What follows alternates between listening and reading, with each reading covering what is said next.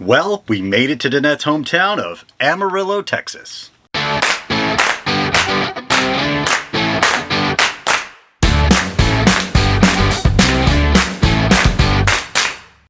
It's been 18 years since we've moved from Amarillo. Some things look the same, but some things have changed. Danette wanted to meet up with her longtime friend Tina. These two have stories they could tell. The adventures they had together were at times hilarious, as well as jaw-dropping. Having the time to catch up with old friends is what makes our travels well worth it.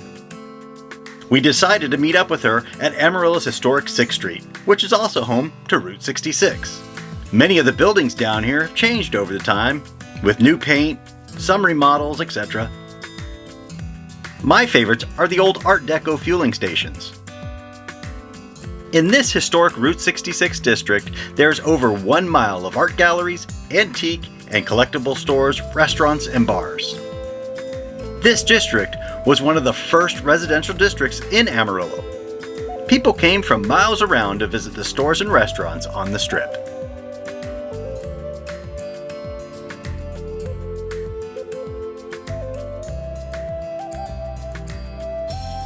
The next morning, we were ready to tackle some trails at Palo Duro Canyon. When Danette was learning to drive, her driver's ed teacher had them driving up and down this road over and over again. That must have been a white-knuckle adventure. Palo Duro is the second largest canyon in the United States, with the Grand Canyon obviously being the largest. It is roughly 120 miles long, with an average width of 6 miles, but reaches a width of 20 miles in places and a depth of approximately 1,000 feet. As we exit the flat prairie and enter the canyon, we'll descend on a 1.5 mile road, at times reaching a 10% grade, making this very attractive to road cyclists. Back in my bike shop days, I had the task of mapping out a time trial route.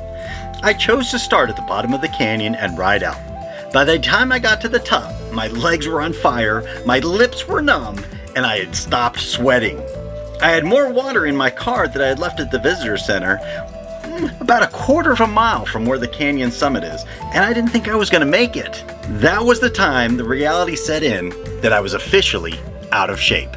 Once at the bottom, you notice the increase in temperature. At the base of Palo Duro Canyon is an amphitheater that is home to the musical Texas, a family-friendly show that depicts the life stories, struggles, and triumphs of settlers in the Texas Panhandle.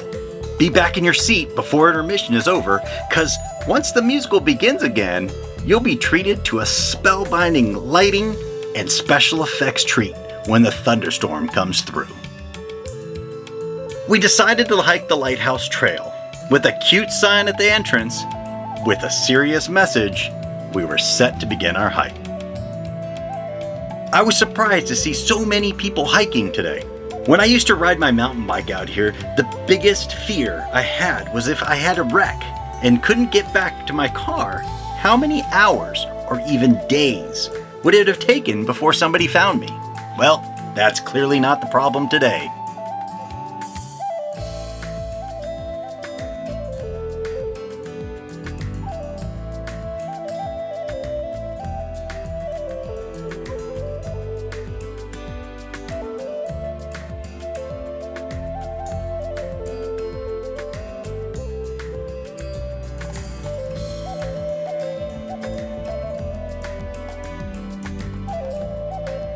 The lighthouse is the most famous rock formation in Palo Duro Canyon State Park, and it is located at the end of a 3-mile trip along a relatively easy trail.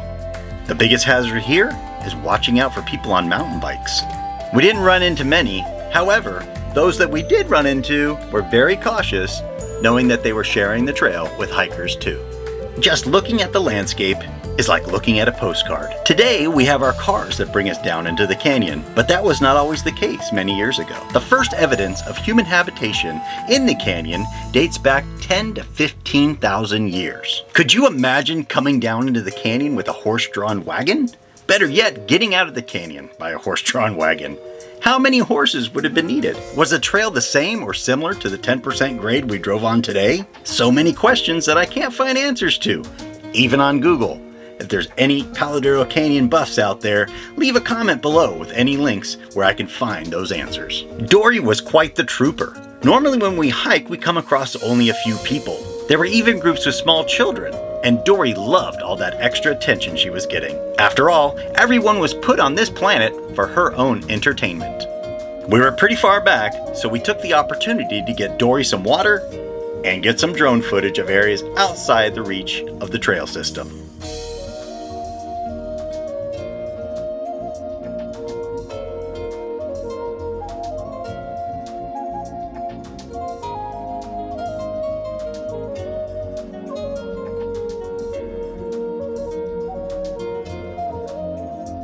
The many layers of sedimentary rocks exposed by thousands of years of erosion have created quite the beautiful landscape.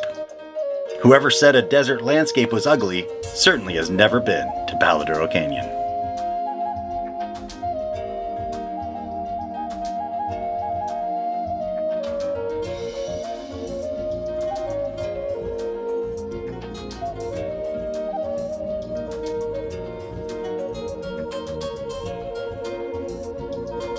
The red sands look amazing, but give it a little rain and it creates a very thick, sticky mud.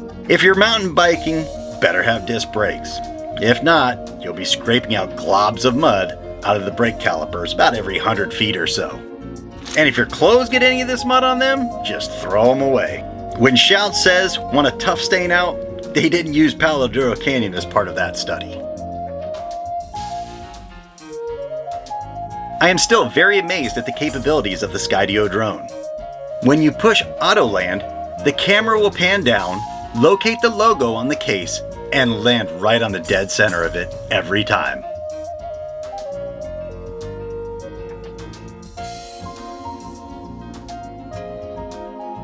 Palo Duro Canyon is a state park that offers day and night camping. From roughing it in a tent to driving down in your RV, there are spaces suitable for you.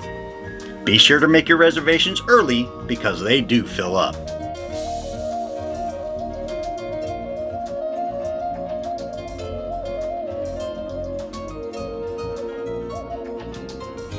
Danette and I lived here in the city of Canyon, Texas for a while. We had our bicycle shop here for 4 years before we decided to sell it and head out to Florida.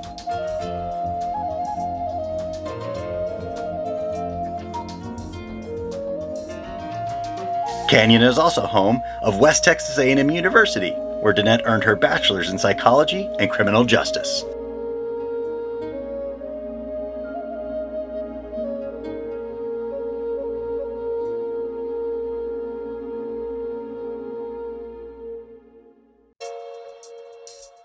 As we approach the busiest intersection in Canyon, we can see the old Varsity Theater. Danette's friend Gary used to run it, but when the industry did away with film, the theater was forced to close. We are going to catch a quick glimpse of the 3-unit strip mall we owned and housed our bicycle shop, Sadie's Cyclery. We did sell it to a guy that owns a UPS store franchise. Nice to see it still there. As we approach the square, I can make out the clock tower that was put back on top of the county courthouse, as well as the restoration efforts made to the 1909 courthouse and square. It really has come a long way since we lived here. It is nice to see Canyon maintain its historical architecture.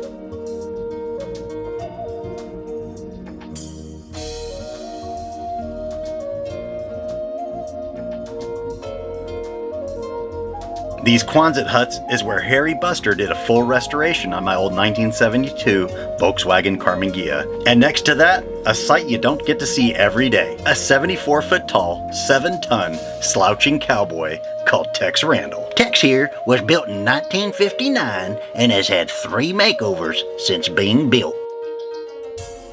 Our favorite Mexican food place next door to Tex, called El Patio, sadly has closed. No Mexican food for us today. The next morning before we head out, Danette and I make a stop at Cadillac Ranch.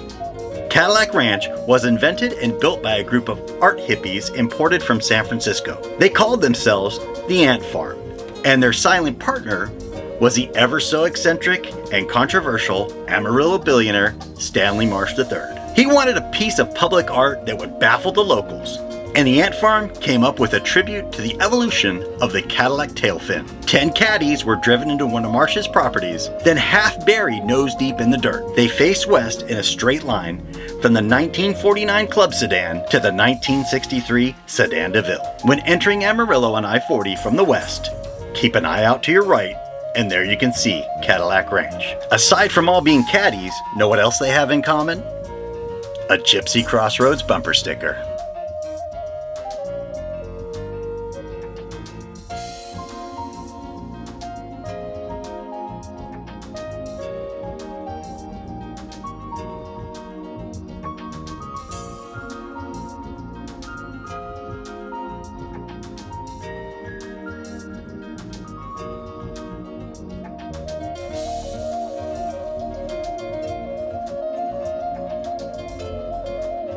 Danette says it's time to turn north and check out Colorado.